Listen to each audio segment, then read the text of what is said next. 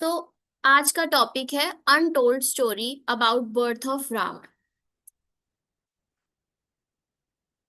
अब भगवान को जब बल प्रदर्शन करना होता है तो अब भगवान जो है बल प्रदर्शन किसी नॉर्मल जीव जंतु के साथ तो कर नहीं सकते। अब एक बार क्या हुआ, भगवान की इच्छा हुई कि वो बल प्रदर्शन करे। अब भगवान कहाँ रहते हैं? भगवान रहते हैं वैकुंठ में। वैकुंठ क्या है? एक चिंतामणि धाम है, मतलब वहां पर सारी इच्छाएं पूरी हो जाती है, पूर्ण होती है। तो जब भगवान ने इच्छा करी तो अब उसको पूरा करने के लिए जो योग माया है, यानी कि भगवान की जो शक्ति है, योग माया, उनको पूर्णमासी भी कहा जाता है। तो जब योग माया को ये पता चला तो उन्होंने अरेंजमेंट करना शुरू कर दिया कि अब भगवान को की इच्छा है कि उन्होंने किसी से युद्ध करना है, अपना बल का प्रदर्शन करना है, तो क्या किया जाए। तो थोड़ी देखा कि चार जो कुमार थे, सनक, सनातन, सनंदन और सनत कुमार जो हैं वो चले आ रहे हैं वैकुंठ की तरफ विष्णु जी से मिलने के लिए। अब योग माया अपना अरेंजमेंट करती हैं, चक्कर चलाती हैं। अब किस पे वो अपना चक्कर चला रही हैं? वो चला रही हैं जय विजय। जय विजय कौन है? ये मैंने पहले भी आपको एक बार डिस्कस किया था। जय विजय है द्वारपाल वैकुंठ के। अब जैसे ही चार कुमार वहां पहुंचते हैं, जय विजय क्या करते हैं? वो कहते हैं ये तो 5 साल के छोटे बच्चे हैं, ये कहाँ चले आ रहे हैं। वो उनको अंदर जाने से मना कर देते हैं। अब दिखने में तो चार कुमार 5 साल के बच्चे लगते हैं, लेकिन वो बहुत बड़े भगवान के डिवोटीज हैं। उनको बहुत एब्सोल्यूट ट्रुथ के बारे में बहुत नॉलेज है।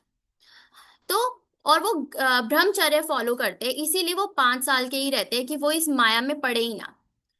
तो जब जय विजय ने मना किया तो उस समय चार कुमार जो थे उनको गुस्सा आ गया उनको, और उन्होंने श्राप दे दिया कि आप कैसे मना कर सकते हैं किसी डिवोटी को भगवान से मिलने के लिए, कैसे मना कर सकते हैं। तो आप इसीलिए जाओ, मैं भौतिक जगत में जन्म जाके लो। अब जब ये हुआ तो भगवान जो हैं उसी समय बाहर आए, और उन्होंने भगवान इतने विनम्र हैं कि उन्होंने सनत कुमारों से माफी मांगी। चार कुमारों से माफी मांगी कि क्योंकि मेरे द्वारपाल, मेरे जो सर्वेंट्स हैं, उनकी गलती है, तो उसके लिए भुगतान मैं ही करूंगा, मैं ही आपसे माफी मांगता हूँ। क्योंकि जो अगर सर्वेंट्स की गलती होती है तो उसके मालिक जो है इक्वली रिस्पॉन्सिबल है उस चीज के लिए। उन्होंने माफी मांगी, और उन्होंने जय विजय ने भी माफी मांगी कि हमसे भूल हो गई है, हमसे बहुत बड़ी गलती हुई है। तो भगवान ने कहा, हम वो कह रहे हम वैकुंठ से दूर नहीं जाना चाहते, हम क्यों जाएं वैकुंठ से दूर, यहाँ पर तो आप हैं।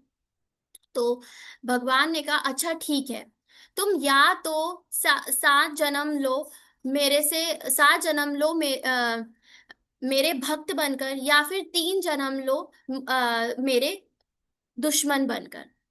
तो यहीं से स्टोरी शुरू होती है हमारे थ्री बर्ड्स ऑफ जय विजय की। पहला, सतयुग में हिरण्ययाक्ष और हिरण्यकशिपु। दूसरा, त्रेता युग में रावण और कुंभकर्ण। तीसरा, द्वापर युग में शिशुपाल और दंतवक्र। तो ये जो तीन बर्थ हुए, तो ये अरेंजमेंट किसका था? ये अरेंजमेंट था योग माया का। क्योंकि वो क्या चाहती है कि भगवान की इच्छा पूरी। अब हम ये सोचेंगे कि ये कहा जाता है कि एक बार जो भगवान के घर चला जाए वो वापस नहीं आता। एक बार जो, तो यहाँ पे क्या हुआ कि जय विजय तो भगवान के घर ही रहते थे, तो ये वापस कैसे आ रहे हैं? तो यहाँ पर ये पता चल रहा है कि वो वापस अपनी इच्छा से नहीं आ रहे थे, वो भगवान की इच्छा से वापस आए मटेरियल वर्ल्ड में। और उनकी अरेंजमेंट थी कि जय विजय को मटेरियल वर्ल्ड में आना है। रीजन क्या था? क्योंकि जय विजय भी बलशाली है, भगवान को आनंद देना है, भगवान को आनंद का आनंद प्रदान करना है। तो भगवान का युद्ध भी किससे होगा? उनसे होगा जो इक्वलेंट है भगवान के बल से।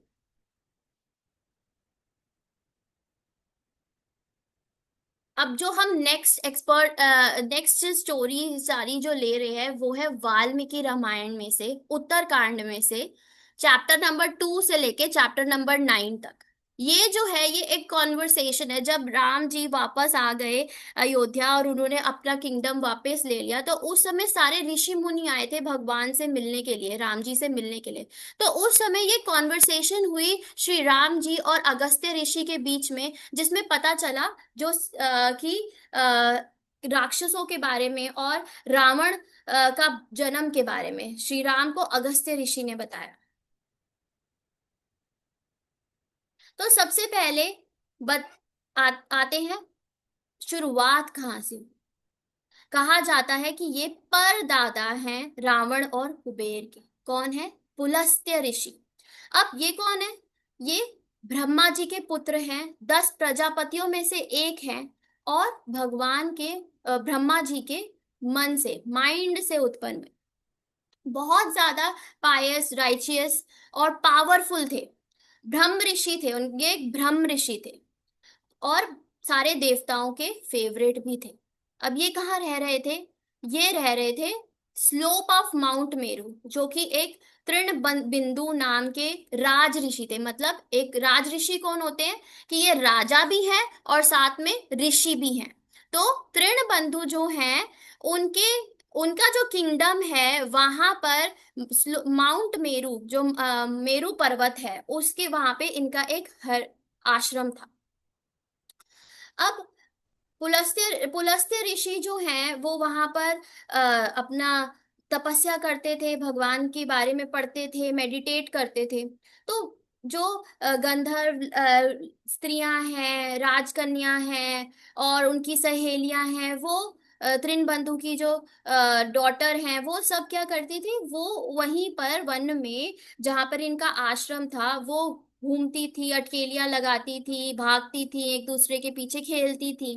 तो ये लगातार होता था। पुलस्त्य ऋषि जो है इस चीज से डिस्टर्ब होते। तो एक दिन जब राजकन्या यानी कि डॉटर ऑफ तृणबंधु, इनका कई जगह नाम मनिनी भी है, ये वहां पर नहीं आई थी, उनकी सहेलियां गई थी। तब पुलस्त्य ऋषि ने बोल दिया कि पर्स तो पुलस्त्य ऋषि ने बोल दिया कि भाई अगर कोई भी कल यहाँ आया ना, कोई भी लेडी कल यहाँ पे आई, तो मैं अपने उन पे दृष्टिपात करूंगा and they will become pregnant. ठीक है, वो गर्भ धारण कर लेंगी, इसीलिए कोई यहाँ नहीं आए। तो ये बोल दिया गया। अब ये बात राजकन्या को तो पता ही नहीं थी। अगले दिन कोई भी वहां नहीं आया, लेकिन राजकन्या जो थी वो वहां चली गई अपनी सहेलियों को ढूंढते ढूंढते। अब जब वहां वो घूम रही थी, आश्रम के आसपास घूम रही थी, तो पुलस्त्य ऋषि की नजर उन पर पड़ी। और जिस समय उन पर नजर पड़ी उसी समय उनके अंदर चेंज आ गया। क्या चेंज आया? वो पेल हो गई और थकावट हो गई उनको। उन्होंने गर्भ धारण कर लिया था। अब वो अपने पिताजी के पास गई। उनके पिताजी ने देखा कि इसके हाव भाव फर्क है, ये क्या है, क्या हो गया इसको। तो उन्होंने भी ध्यान लगाया, मेडिटेट किया। और जब उन्होंने मेडिटेट किया तो उन्हें पता चल गया कि ये पुलस्त्य ऋषि ने कहा था, उस वजह से इन्होंने गर्भ धारण कर लिया है। अब ये पुलस्त्य ऋषि के पास अपने पुत्री को लेके गए, उनसे विनम्र आग्रह किया, हम्बली उनसे बोला, रिक्वेस्ट करी। तो पुलस्त्य ऋषि ने एक्सेप्ट किया और उनका विवाह हो गया मानिनी से।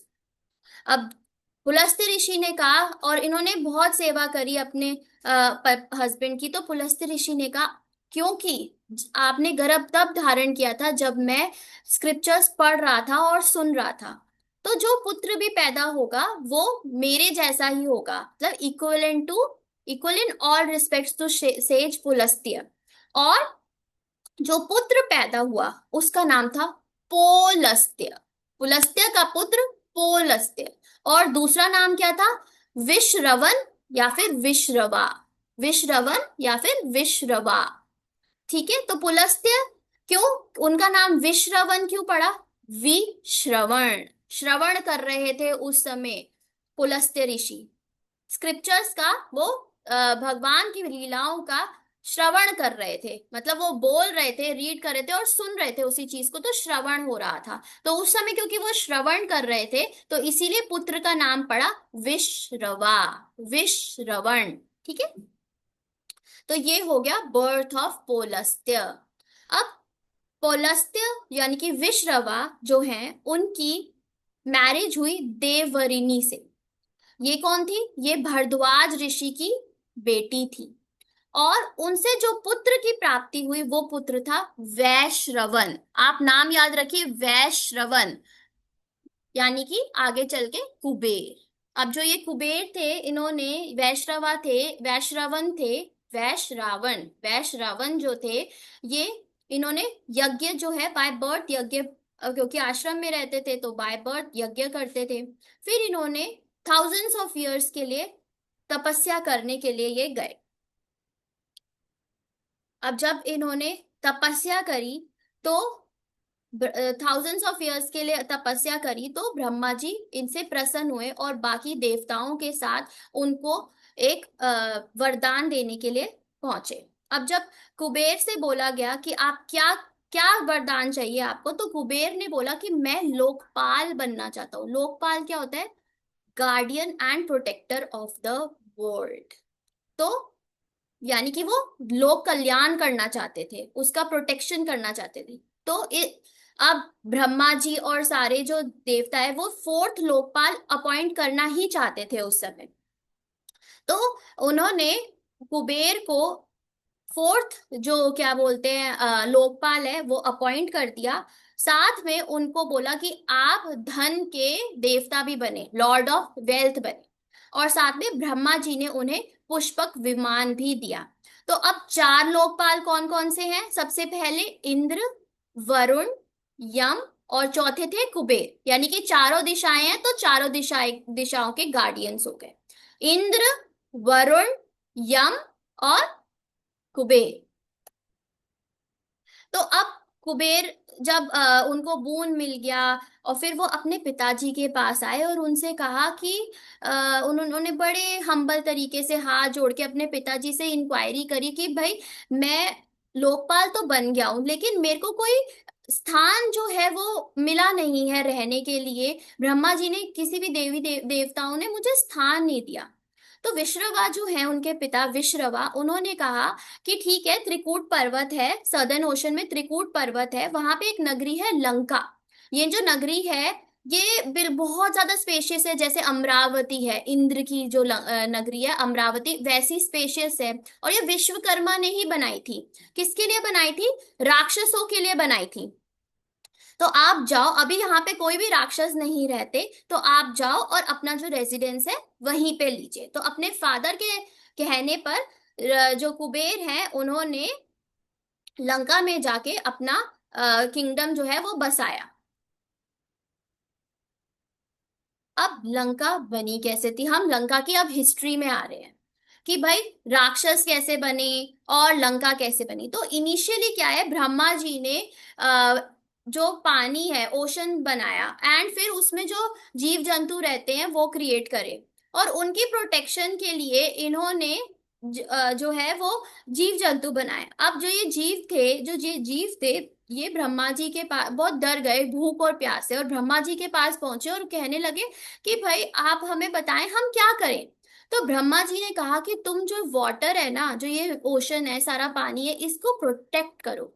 तो जो प्रोटेक्ट कर रहे थे वाटर को वो कौन थे? राक्षस। और कुछ जो थे वो क्या कर रहे थे? वर्शिप कर रहे थे वाटर को। जो वर्शिप कर रहे थे वाटर को वो क्या बने? यक्षा। तो कौन बने? राक्षस कौन थे? जो कि प्रोटेक्ट कर रहे थे किसको? वाटर को। राक्षस कौन है? जो वाटर को प्रोटेक्ट करता है। और यक्ष कौन थे? जो वर्शिप करता है वाटर को। अब राक्षस की लिनिएज में सबसे पहले जो लीडर थे वो थे दो, हेती और प्रहेती। तो यहाँ पे अब हम क्या है, राक्षसों का फैमिली ट्री कर रहे हैं। हम जान रहे हैं कि कौन कौन राक्षस जो है, कैसे कैसे राक्षसों की फैमिली जो है वो बढ़ी। तो सबसे पहले क्या था? हेती और प्रहेती।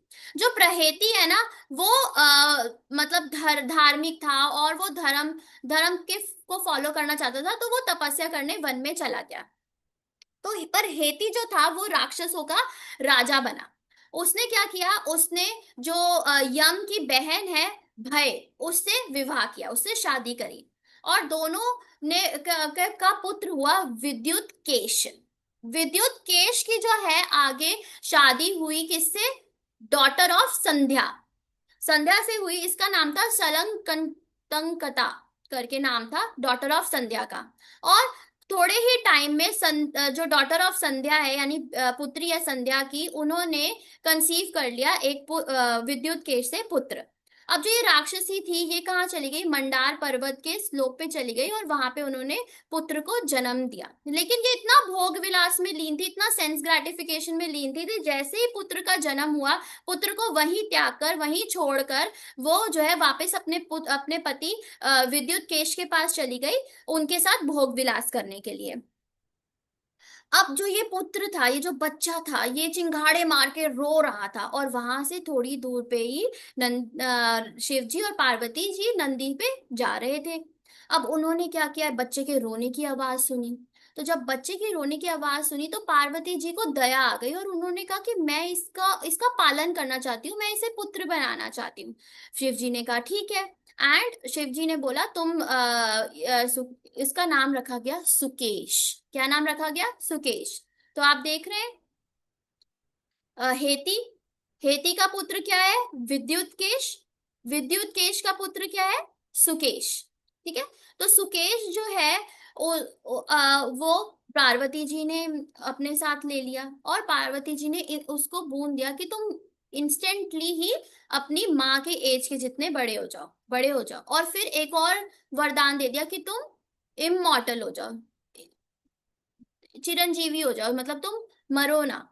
पार्वती जी ने फिर उसके बाद जो राक्षस महिलाएं हैं, औरतें हैं, उनको भी एक वरदान दे दिया कि वो इंस्टेंटेनियसली उनका वो गर्भ धारण कर लेंगी, इंस्टेंटली ही उनकी डिलीवरी भी हो जाएगी, और जो पुत्र या बच्चा जो भी बनेगा उत्पन्न होगा, वो उसी समय जो है माँ के जितना बड़ा भी हो जाएगा।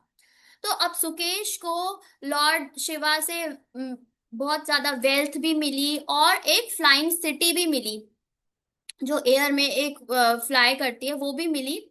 और इस वजह से, और सुकेश को फिर विद्युत केश को पता लगा कि ये मेरा पुत्र है, तो विद्युत केश जो है बार बार कभी विमान भेज के, कभी कुछ उनको प्रलोभन देकर अपने पास उन्होंने बुला लिया। अब ये जो सुकेश था, इसको इतना ज्यादा बून मिले हुए थे, इतने ज्यादा वरदान मिले थे, तो ये घमंडी हो गया था। और हर जगह, जैसे इंद्र हर जगह घूम सकते, ये भी घूमने लगा।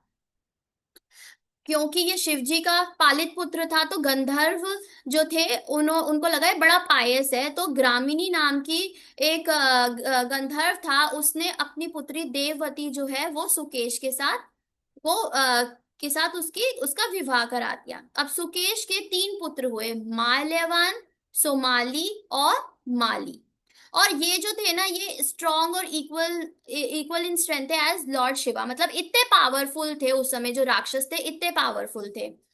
तो और साथ में तो फिर ये जो है मेरू पर्वत पे जाकर तपस्या करने लगे। अब जब इन्होंने तपस्या करी, तो इन्होंने क्या मांगे, वरदान मांगे ब्रह्मा जी से। क्या वरदान मांगा, सबसे पहले तो इनको कोई भी मार ना सके, यानी कि ये इनविंसिबल हो। दूसरा, ये अपने जितने भी एनिमीज है उनको उनको खत्म कर सके, और ये चिरंजीवी और पावरफुल बने। चौथा इनका गुण था कि इनके बीच में, तीनों जो है इनके बीच में हमेशा प्रेम जो है बना रहे। तो ये बोन मांगा है। अब क्योंकि अब श्रीलंका कैसे बनी, लंका कैसे बनी। अब ये क्योंकि इन्होंने इतना ज्यादा बून ले लिए थे, वरदान ले लिए थे, स्ट्रांग हो गए थे, तो ये विश्वकर्मा के पास गए, और विश्वकर्मा के पास जाके बोलने लगे कि हम तो सुकेश जो कि पालित पुत्र है शिव जी का, उसके पुत्र हैं, और हमने वरदान भी लिए हैं। तो आप क्या है, हमारे लिए एक नगरी का मतलब बनाए। तो विश्वकर्मा ने त्रिकूट पर्वत के ऊपर, हमने जान लिया था कि लंका कहाँ से आई थी लास्ट क्लास में, है ना। तो वहां पे जो लंका थी, लंका में जो त्रिकूट पर्वत था, वहां पर उन्होंने विश्वकर्मा ने लंका बनाई, त्रिकूट पर्वत के ऊपर लंका बनाई। तो तीनों और वो क्या था, बहुत ज्यादा गोल्ड गोल्ड से बनी हुई थी, और ऐसी नगरी थी जहां पर बहुत ही जल्दी थाउजेंड्स ऑफ राक्षस जो है वो पनपे, और बहुत जल्दी सब लोग वहां पे बहुत प्रॉस्पेरसली रहने लगे, वहां पे सब कुछ था अवेलेबल। अब इनकी जो है तीनों भाइयों की गंधर्व, एक नर्मदा नाम की महिला थी, गंधर्व थी वो, उनकी तीन डॉटर्स री, श्री और कीर्ति, इससे विवाह हुआ, इनसे विवाह हुआ।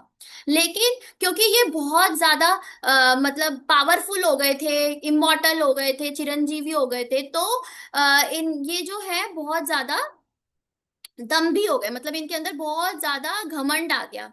और क्या करने लगे, ये जितने भी ऋषि यज्ञ करते थे उसमें विघ्न डालने लगे, और साथ में डेमी गॉड्स और सेजेस को मार भी देते थे। तो इससे क्या हुआ, जितने भी सेज, जितने भी ऋषि मुनि थे और डेमी गॉड्स थे, देवता थे, वो ना घबरा गए, और वो ब्रह्मा जी के पास गए। अब ब्रह्मा जी को बोला कि हम पे आप कृपा करें, हमारी हेल्प करें। तो ब्रह्मा जी ने कहा, मैंने ही तो भाई इन्हें वरदान दिए, मैं कैसे इसके अगेंस्ट जा सकता हूँ, आप ना मैं तो आपकी कोई हेल्प नहीं कर पाऊंगा। फिर वो शिव जी के पास गए, शिव जी ने कहा, ये तो मेरे मेरे ही ग्रैंड सन्स हैं, मेरे ही पोते हैं, मैं कैसे इनके साथ लड़ सकता हूँ, क्योंकि ये तो मेरा पालित पुत्र है सुकेश, उसके पुत्र हैं, मैं कैसे इनके साथ इनको मार सकता हूँ। मैं वो उन्होंने फिर शिव जी ने सजेस्ट किया कि आप विष्णु जी के पास जाएं। अब विष्णु जी जो है वो एग्री हो गए हेल्प करने की। अब हमने देखा था कि जब कुबेर ने लंका ली थी, तो उस समय ये राक्षस वहां थे नहीं, तो ऐसा क्या हुआ कि राक्षस कहाँ गए थे वहां से सारे। अब भाई द ग्रेट बैटल। तो क्या हुआ, जो ये राक्षस थे तीनों, माल्यवान, सुमाली और माली, अपने सारे राक्षसों के साथ बहुत ज्यादा उत्पात मचाते थे। तो विष्णु जी जो है वो अब युद्ध करने के लिए आए, और गरुड़ के ऊपर बैठकर विष्णु जी हाथ में सुदर्शन चक्र लेके आ रहे हैं।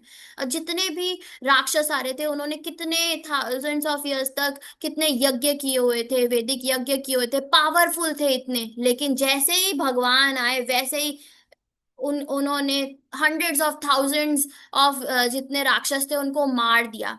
और क्या हुआ, इन तीनों की जो पावर थी वो कम हो गई, डिमिनिश हो गई, बिल्कुल लुप्त हो गई।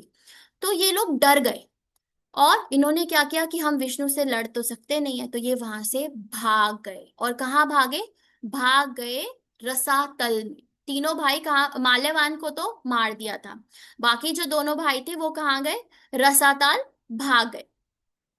रसाताल में जब भाग गए तो लंका जो है बिल्कुल खाली हो गई। उस समय कुबेर ने वहां पर अपना स्थान बनाया।